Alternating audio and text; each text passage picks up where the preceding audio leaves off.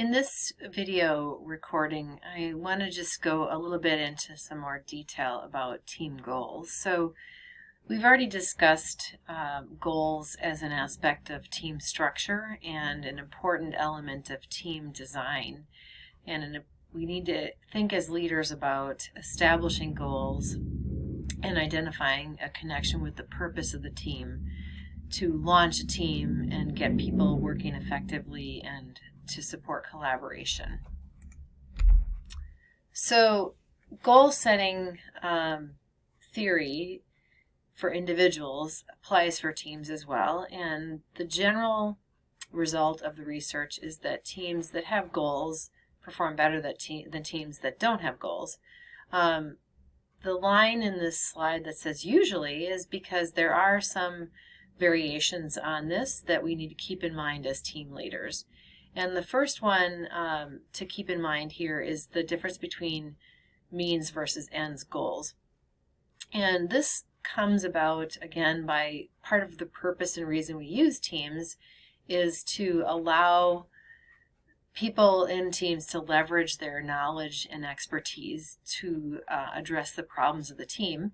And for reasons that we talked about, for example, in the CNS case today, that when teams get to identify kind of how they're going to manage their work processes, that actually adds to motivation. So teams are more motivational to their members if people have more control and more autonomy over how they do work. So in that authority model that's presented in the textbook and we talked about in a prior lecture, we have the range from manager-led teams all the way to self-governing teams. And this particular slide really applies to manager-led teams. When leaders form teams and they set the purpose and they set the goal for the team, that is an end goal, and we should be allowing teams to have jurisdiction over the means or how they're going to get there. Now, some variations of that might be a team with a lot of novice members might need more intervention, and they might need more engagement on the part of the leader to think about laying out some of those process goals, maybe developing a project management plan for the team.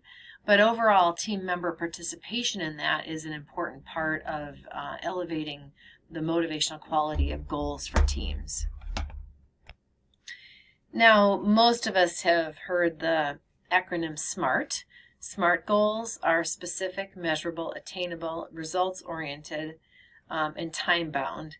And it is true that for the most part, the research shows that the SMART goal paradigm also applies to teams.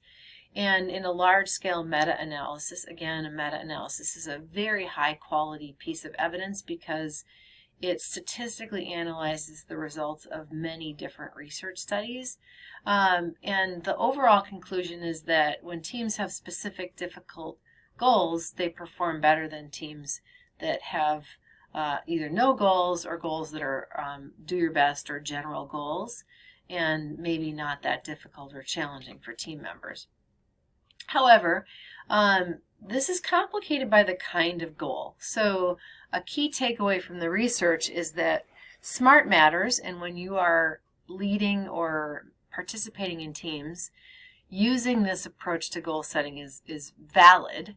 However, there are different kinds of approaches or outcome orientations that teams have. And one of the key differences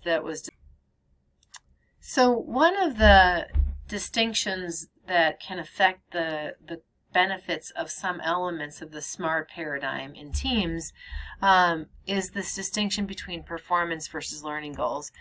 This was raised in the textbook, but performance orientation versus learning orientation, there's a couple different things. One, individuals can vary on this. It's not personality, but people have strong tendencies to be more performance-focused versus learning-focused. And a performance orientation means that people are motivated by gaining positive feedback and by avoiding negative outcomes. So it's trying to avoid failure rather than look for new opportunities to learn. A learning orientation, on the other hand, means that people are motivated by trying new things and trial and error and seeing what happens when they try things. They are motivated by getting better at something. And so instead of, I guess one way this often plays out is that people who have high performance orientation tend to maybe undersell themselves. They sometimes pick goals that are less challenging because they don't want to fail. And so they may not achieve as much as possible because they're always in this kind of avoidant mentality. Versus people who have a learning orientation are willing to take on challenge, and if they fail or have setbacks, they have more resilience and aren't as bothered by that and don't maybe internalize that as a judgment on themselves. And it turns out that in teams, there's also some evidence that this orientation matters, both in terms of the composition of the team, what are the members like in terms of their natural tendencies, but also in sort of the team's beliefs about their goals. And the research basically shows that this really matters depending upon whether you're putting a challenging complex task or working on a more simple task. So here we have what we see is the difference between simple tasks on one hand and complex tasks on the other in team performance. And what we see is that if teams have specific performance goals, they do just as well on simple tasks as if they have learning goals. But if they have performance goals for complex tasks, they tend to do better. If they have learning goals for complex tasks, they do worse. So if we have learning goals, people focus on narrow elements of the task, and they may not emphasize the teamwork qualities that are necessary. So one takeaway from this is, as a leader, you can think about task complexity as an important characteristic of determining goals. And we do know from individuals that goals are less and less effective. Well, specific difficult goals become a little bit less effective the more complicated and uncertain the work is. So for teams that have very uncertain, creative, problem-solving tasks, trying to nail down some very difficult, hardcore, specific, and narrow goals may be counterproductive. And it may be counterproductive, especially if people tend to have these learning orientations where they want to try to figure out novel ways to do things.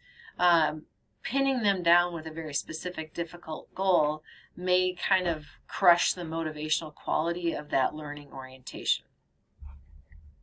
Another piece of research to consider when you are thinking about this SMART paradigm is the relationship between goal difficulty and performance.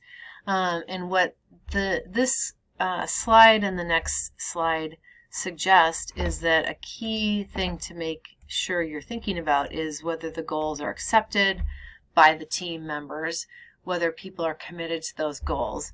So what we see in this particular slide is that there is actually an increase in performance when goals are difficult and accepted over when they're difficult but not accepted. And the next slide shows that when goals in fact are rejected, so if a team members say this is really, we're not going to work on this, we're not going to make this the emphasis of our performance, then we have actually the control group that doesn't really have any difference in goal difficulty outperforming those with the difficult goal. So the key takeaway here in these two slides are that goal difficulty can only give a bump in performance over do your best goals or general goals in a control if the goals are accepted. So you actually can create some harm in creating very difficult goals for teams if teams aren't accepting the goals. So the takeaway again here as a leader is to think about, what do you need to do to make sure that people have bought into what the team's purpose is? That might involve things like engaging people in participation in setting the goals, but also just making clear the reason and purpose for the team. And I think it even comes back to some of those points about overstaffing, that if you have people on a team who don't really see the need for their membership in the team, they are not going to be very committed to those goals, and they're not going to necessarily accept the goals of the team if they don't really see why they're there. So having more and more people and kind of that overstaffing will undermine this sense of acceptance of the goals of the team. And then when you try to intervene with the kind of classic goal setting to improve the performance of the team by creating SMART goals that are difficult, you actually can undermine the performance of the team. And this slide shows the results of some research that the point about gaining goal commitment is even more vital when teams have high interdependence. So in the best teams where we really need a team, where people have a great degree of needing to rely on each other and interact to perform well, goal commitment is even more important. So what we see is for teams with high interdependence, as goal commitment is higher, performance, the relationship between the goal, commitment, and performance is even more extreme. So again, takeaway here is the research is pretty clear that we need to make sure that all team members share and accept and are committed to the goals. And if that's not true, then some of those prescriptions around SMART may actually be harmful, that some of the idea around these very difficult goals, very specific goals, may not be as productive. And finally, the T part of SMART doesn't always get quite enough attention, but there are definitely some challenges with T, the temporal part of goals, which usually are associated with deadlines. And I think it bears mentioning a few interesting things that research tells us about the T. First of all, if the T is not strong, or if the T is not considered well, there's something called Parkinson's Law, which basically states that the amount of work will expand to the amount of time available.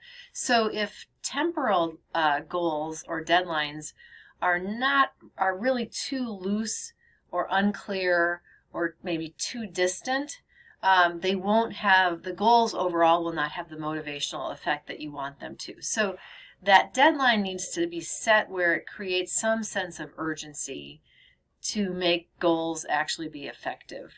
Teams will adapt to the time constraints they have. Now, on the flip side of this, you have to be careful not to set deadlines that are too aggressive or to maybe do this arbitrarily without understanding if there really is capacity in the team to meet them. So a capacity problem means that there's not actually enough time to complete the tasks that you're setting up for the team with those goals. And one of the big risks associated with this is stated by what's called the attentional focus model. And the AFM model suggests, and there's lots of evidence to show this, that when team members are under time pressure, when a deadline is aggressive, they filter out what they're actually judging or considering as potential solutions, and they narrow their focus. And one of the key results of this is that creativity suffers, and the performance outcomes of the team are underutilized, I guess, and really do not meet the performance that the team otherwise could make. So deadlines that do not allow the actual capacity to complete what needs to be done will have a negative effect. Another way that this happens is people work harder, but they worry less about quality. So we start to have quality suffering when we have extreme deadlines and extreme time pressure attached to goals. They also tend to throw out relationships and relationship interaction and social connections in the team. And we know that those kinds of things are vital to trust formation and to support people's comfort with making sure they raise problems or notice errors, address problems, or adapt to adjust performance to changing situations.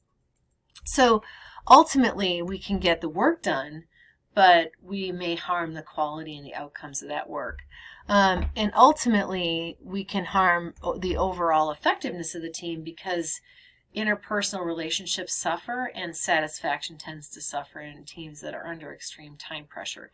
So caution needs to be taken. We need to definitely have deadlines that create some sense of urgency so that we don't get this sort of expanding tasks to fill the time that Parkinson's law suggests, but we have to be cautious not to be too aggressive because people start to behave in ways that are low quality. And in fact, in extreme situations, there's research that suggests that this increases unethical behavior and unethical decision making as well. Another aspect of the T part of goal setting to be aware of when you're making goals with teams and setting deadlines with teams is this concept called punctuated equilibrium. And I very briefly talked about it at the end of my lecture with team development, talking about that forming, storming, norming model. But this approach is a different way to think about how teams actually complete their tasks or develop across their time frame. And this was initially identified and presented by Connie Gersick in the late 80s, where she basically observed that if teams had a deadline, so there's a goal, but the T part of the deadline, the T part of the goal, is that teams would oftentimes just really not do a whole lot until they got to around halfway to the time of the deadline. And then there would be this kind of significant increase in activity and a flurry of planning and progress toward trying to make it to the goal. And then we'd maybe see an increase in activity and performance all the way up. In some ways, this might actually capture a little bit of what Parkinson's law is, that it might actually suggest that the timeline or deadline was sort of too far in the distance, which kind of allowed some snoozing over here up until the time was halfway done. But the reality is that when teams are left to their own devices and planning isn't done, so process goals matter and pre-planning and both in-progress planning matter to try to address maybe a more linear path toward performance or making sure that there's enough activity to get the best outcome. Because what could happen is if teams wait until half or some other large amount of their time has passed, they may get into some capacity problems over here now where we have declining performance because they haven't planned that timeline quite right. What I can say down here is that my own research challenged this a little bit, and we in some similar experiments found that this isn't always just happening at exactly the halfway point, although that does seem to resonate with people, that halfway seems to be a place where people pick up the effort. But we noticed that it might be associated with natural task transition points, that sometimes there's some creative expansion and then there's the implementation. And that may naturally fall, or teams may have kind of an adjustment somewhere at the midpoint or somewhere along the way as they start to feel the urgency of the deadline approaching. The other thing that our research suggests and pointed out was that deadlines are not always stable, that they may get pushed forward if urgency is improving or the organization is having a crisis and they need to push the deadline forward, or they may be pushed back if priorities are changing because most of the time individuals and teams have multiple projects and tasks that they're working on. And so the core takeaway here again that I'd say is that deadlines really do affect how people think about planning their work, and they are an important part of goal setting. But we want to be thinking about, both are the deadlines sort of sufficient so that people have capacity to complete the work, but not too lenient that people just sort of snooze around and wait till time has passed and then they're in a panic. And the other thing that the takeaway is this idea of process goals, not just ends, but the means, and to make sure that teams are doing that. Maybe not dictating that, but make sure that teams are structuring their time to lay out project planning and make sure that there's sort of at least some milestones met along the way to keep things moving and not kind of have the deadline approach too quickly where we have performance deficits as a result.